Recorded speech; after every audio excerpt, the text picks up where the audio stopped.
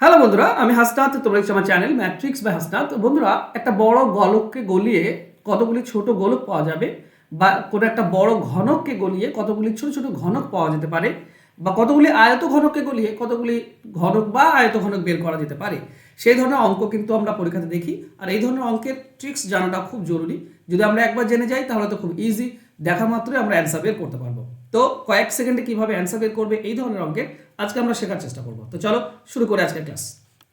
দেখো, প্রথম প্রশ্ন এরকম দিয়েছে যে 15 সেমি বাহু বিশিষ্ট একটি লোহার ঘনক গলিয়ে 3 সেমি বাহু বিশিষ্ট কতগুলি নিরেট ঘনক পাওয়া যাবে।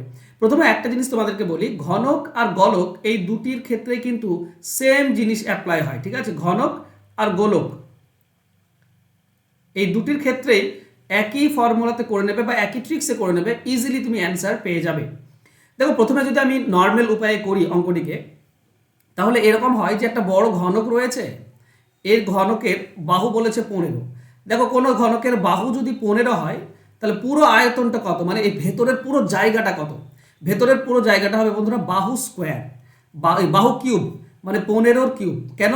কারণ এর দৈর্ঘ্য, প্রস্থ এবং উচ্চতা তিনটি সমান, তিনটি 15, দৈর্ঘ্য 15, প্রস্থ 15 এবং উচ্চতাও 15।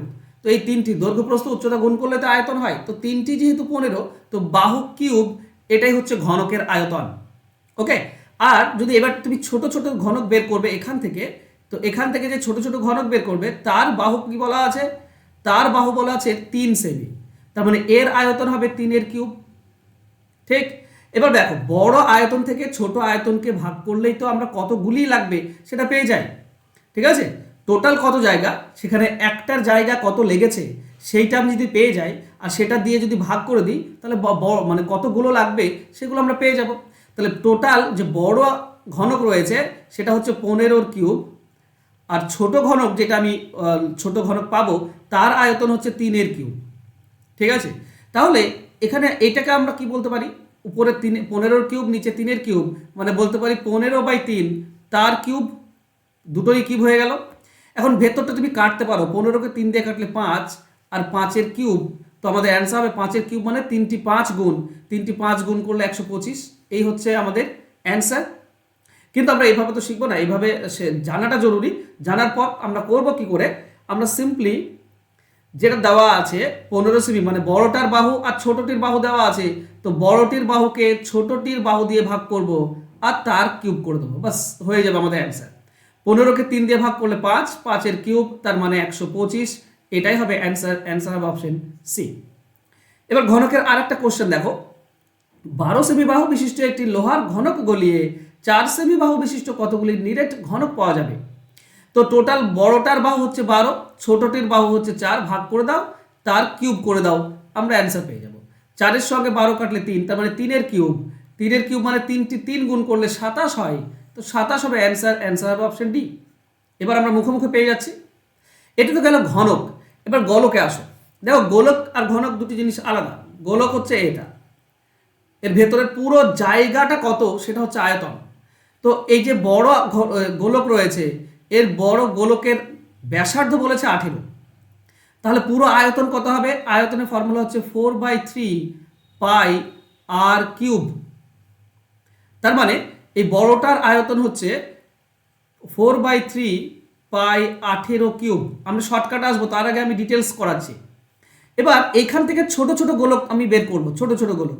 এই ছোট গোলকের ব্যাসার্ধ বলেছে 3। আচ্ছা, ব্যাসার্ধ যদি 3 হয় তাহলে আয়তন হবে 4/3 পাই 3 কিউব, তাই না? ওর 18 কিউব হবে, এটা 3 কিউব হবে। এবার বড়টা থেকে ছোটটা দিয়ে ভাগ করলে, মানে বেশি আয়তন বা বড় আয়তনটাকে ছোট ছোট আয়তন দিয়ে ভাগ করলে কিন্তু আমরা কতগুলো লাগবে সেটা পেয়ে যাই। তো এটা দিয়ে মানে এই যে 4/3 পাই 18 কিউব আর নিচে 4/3 পাই 3 কিউব এটা রয়েছে। দেখো, 4/3 কাটবে, পাই পাই কাটবে, তাহলে 18 আর 3, এখানে উপরে রয়েছে 18 আর নিচে 3, উপরের কিউব নিচের কিউব, আমরা টোটালটার কিউব বলতে পারি। এটার সঙ্গে এটা কাটলে আমরা 6 পাই, তাহলে 6 কিউব, 6 কিউব মানে 3টি 6 গুণ করে দিলে 216। এটাই হচ্ছে আমাদের অ্যান্সার। 216 অপশন বি হবে উত্তর। এবার আমি কি এত দূর করব? না, আমি তোমাদেরকে প্রথমেই বলেছিলাম যে ঘনক আর গোলক দুটি একই নিয়ম অ্যাপ্লাই করবে, তুমি অ্যান্সার পেয়ে যাবে। এখানে ব্যাসার্ধ বলেছে, এখানে এটা খেয়াল রাখবে যে দুটি ব্যাসার্ধ, ব্যাস বললে আবার ব্যাসার্ধ বের করতে হয়। তো এখানে 18 সেমি ব্যাসার্ধ, 18 উপরে নিচে 3 সেমি ব্যাসার্ধ, 3 দিয়ে ভাগ, এর কিউব করে দাও, তুমি অ্যান্সার পেয়ে যাবে। 18কে 3 দিয়ে কাটলে 6, 6 এর কিউব তার মানে হচ্ছে 216, 3টি 6 গুণ করলে 216 হয়, অপশন বি হবে উত্তর। চলো নেক্সট কোশ্চেন যাই। এই অঙ্কটি দেখো 6 সেমি ব্যাসার্ধ বিশিষ্ট একটি লোহার গোলক গলিয়ে 4 সেমি ব্যাস বিশিষ্ট কতগুলি নিরেট গোলক পাওয়া যাবে। ভাষাটা ভালো করে খেয়াল করো, এখানে 4 সেমি ব্যাস বলেছে, এই ব্যাস বলেছে তাকে ব্যাসার্ধ করতে হবে, না হলে কিন্তু প্রবলেম। অনেকে এই জায়গাটায় ভুল করে অ্যান্সার অন্য চলে আসে। 4 সেমি যদি ব্যাস হয় তো ব্যাসার্ধ হবে 2, অর্ধেক হয়ে যায়, ঠিক আছে, ব্যাসার্ধ হবে 2 সেমি। এখন ঠিক আছে, 6 সেমি ব্যাসার্ধ, 2 সেমি ব্যাসার্ধ, তাহলে বড়টিকে ছোটটি দিয়ে ভাগ আর তার কিউব করে দাও, অ্যান্সার পেয়ে যাবো। দেখো 2 আর 6 কাটলে 3, তার মানে 3 এর কিউব, 3 এর কিউব মানে কত হয়, 3 এর কিউব মানে 27, অ্যান্সার হবে অপশন এ, 27টি নিরেট গোলক পাওয়া যাবে। তো ঘনক আর গোলক আমরা বুঝলাম, শিখলাম, খুব সহজ, শুধুমাত্র ভাগ করে কিউব। এবার আয়ত ঘনকে এসো। দেখো এখানে বলেছে 12 meter into 9 meter into 8 meter মাপের একটি ঘরে 2 meter into 3 meter into 4 meter মাপের কতগুলি বাক্স রাখা যাবে। মানে এটা কিন্তু আয়ত ঘনক, তাই না, আয়ত ঘনক মানে ঘরটির দৈর্ঘ্য প্রস্থ উচ্চতা সবগুলোই আলাদা।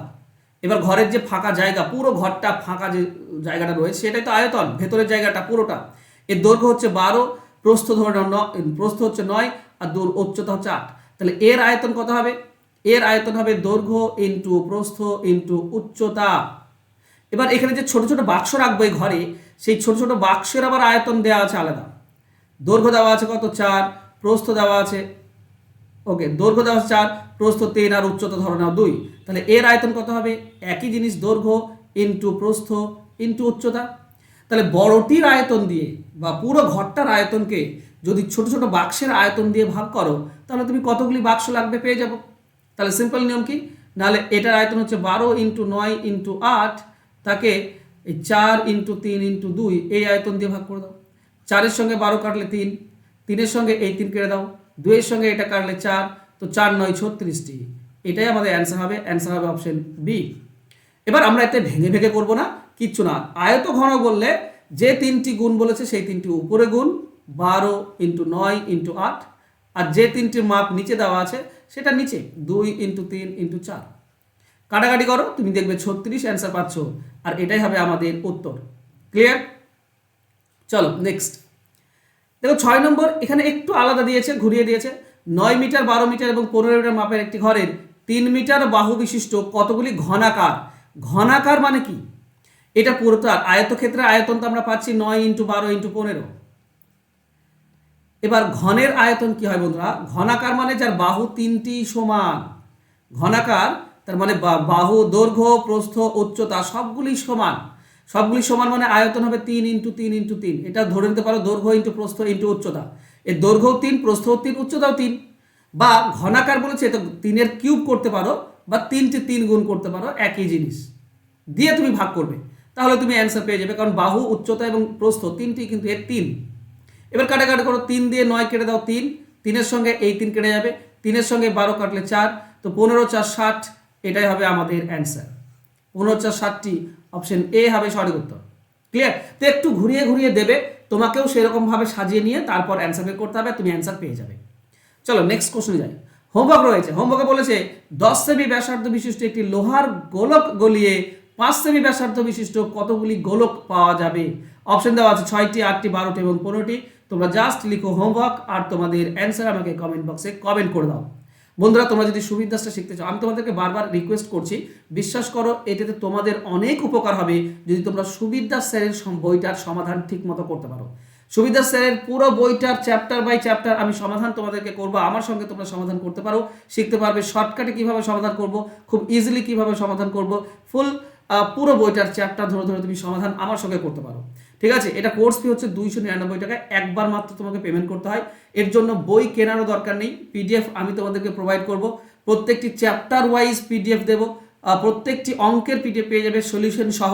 তো যদি এত কিছু পেতে চাও 300 টাকা দিয়ে পুরোটা পেয়ে যাবে। ফোন নাম্বার দেওয়া আছে, যোগাযোগ করে নিও। আর যারা WP KP বা রেলওয়ের জন্য প্রিপারেশন নিচ্ছ ফোন করতে পারো, তাদের জন্য কিন্তু চলছে তোমাদের batch, okay, thank you so much বন্ধুরা আজকে আমার সঙ্গে জুড়ে থাকার জন্য। দেখা হবে নেক্সট ক্লাসে। ততক্ষণ ভালো থেকো, সুস্থ থেকো, আর অবশ্যই হোমওয়ার্কের অ্যান্সার করবে। ধন্যবাদ।